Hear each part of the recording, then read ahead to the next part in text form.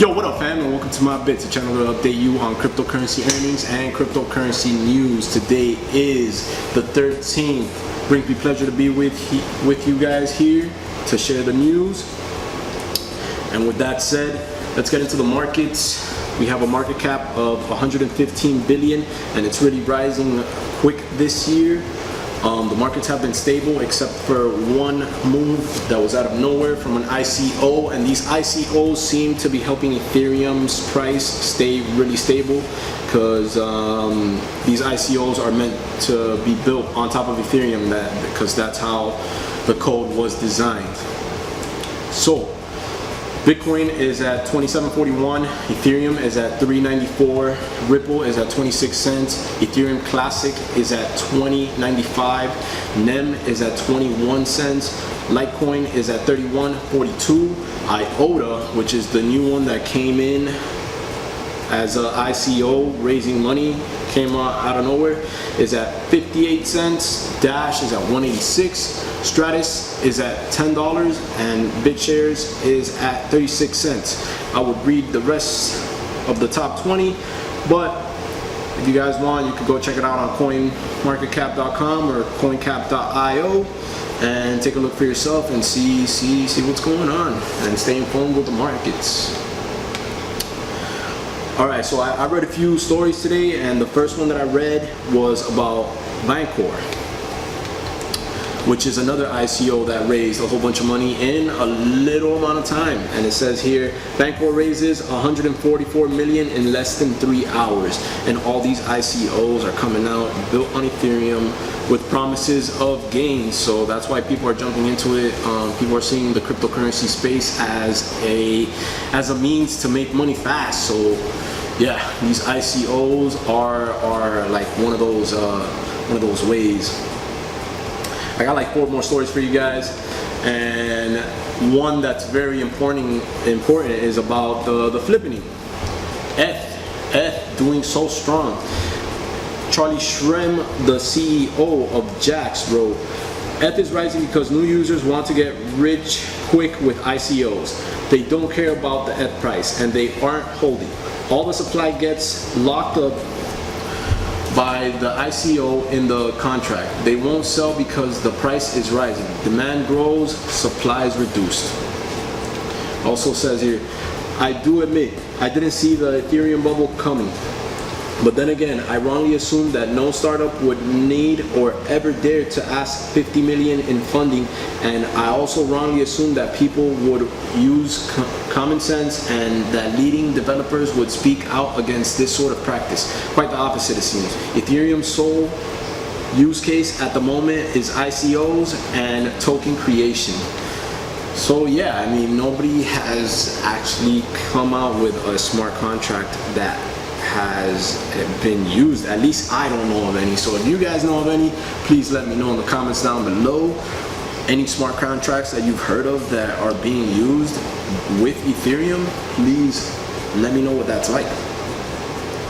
Before speculating on the possibility of Ethereum becoming the most dominant blockchain network, it is important to consider whether its recent price rally can be justified. Has Ethereum demonstrated commercial success?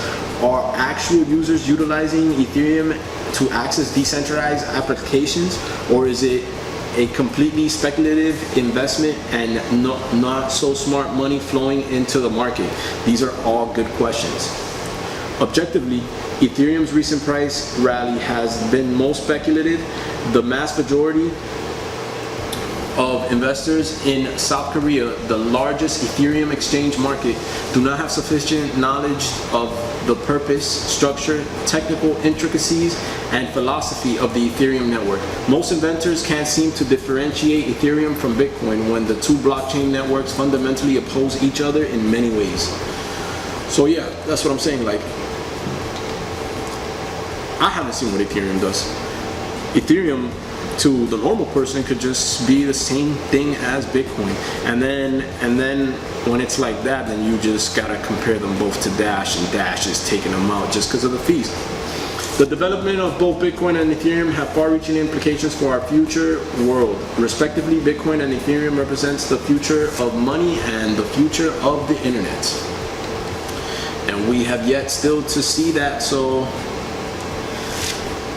we will have to see how the future plays out. And to end it off, it says, even if the Ethereum's market cap surpasses that of Bitcoin, investors shouldn't consider Ethereum as a superior blockchain network over Bitcoin, vice versa. Bitcoin investors shouldn't dismiss Ethereum because of its smaller market cap. The two blockchain networks obviously offer features and infrastructures that are unique and are sought out by the market. So yeah, the flippening is possible, but I wouldn't discount Bitcoin at all, because Bitcoin is to me it's top dog, and it will always remain top dog, even if the market cap is a little below what it should be. It's still a form of transaction. And I also read a little bit about the IOTA, tried to understand exactly what that is, because you know, when moves like that happen in the markets, you got to go into them, you got to research, you got to check out what's going on. And it says here, IOTA is a brand new and novel microtransaction crypto token optimized for the Internet of Things, IoT. Unlike the complex and heavy blockchains of the Bitcoin and the like, which were designed with other uses in mind, IOTA is created to be as lightweight as possible, hence the name IOTA, with emphasis on the IO part. Supposedly no blockchain, so I'm not sure where the value comes from this, but it's part of the crypto world now. IOTA does not seek to replace the blockchain entirely. It also acts as a supplementation to the current blockchain ecosystem by acting as an oracle for smart contract platforms like Ethereum and Rootstock. Additionally, it increases security of blockchains by enabling the ability to include checkpoints for transactions. Tomorrow I will be doing more reading into that, because it is interesting to see a coin come out of nowhere and be in the billionaires club out of nowhere. So yeah, another story that I had read was about LocalBitcoins introducing depositors fees. The LocalBitcoin team said, we try to develop tools that make our fees competitive while ensuring fairness in our transaction fee system. LocalBitcoins is committed to improving the situation. We'll invest resources towards developing various off-chain technologies, transaction batching, and other tools to make using Bitcoin cheaper for our customers. But it also said that the fees would be like 3 times what they are now. LocalBitcoin.com founder announced that the company would provide users with at least a limited withdrawal ability after the August 1st date. While he specifically commented that the company does not have an official stance, he nevertheless stated that if the chain splits, will implement a process where users can withdraw their coins from the minority fork. It's exciting times, man. You gotta see what this fork is about. If they fork Bitcoin, it is possible that it could fall from the top spot. So I really hope that doesn't happen, but we'll just have to wait and see. Alright, so it says here, LocalBitcoins.com, the over-the-counter trading service of local currency for Bitcoins, today announced updates to the transaction fee system due to the rise in Bitcoin network fees. Deposit fees for incoming transactions have been introduced, while the company will lower Bitcoin sending fees for all customers.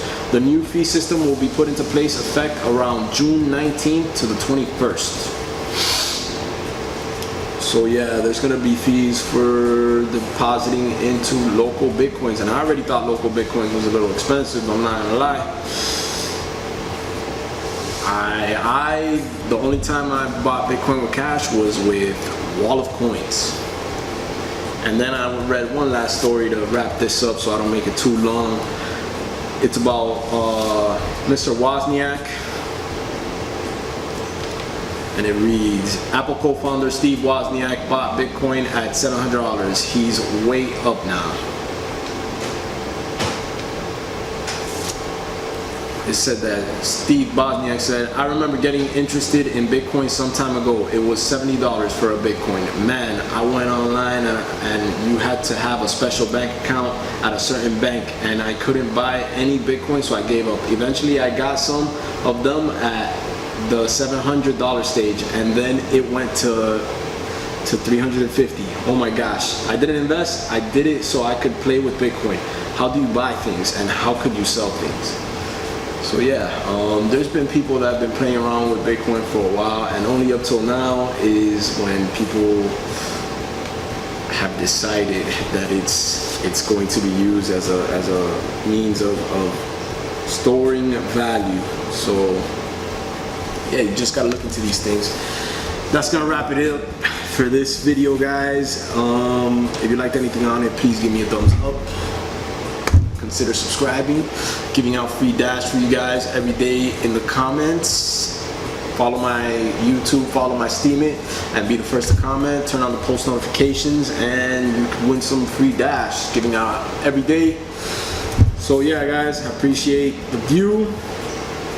Hope you're having a blessed day, and I'll see you in the next video. Peace.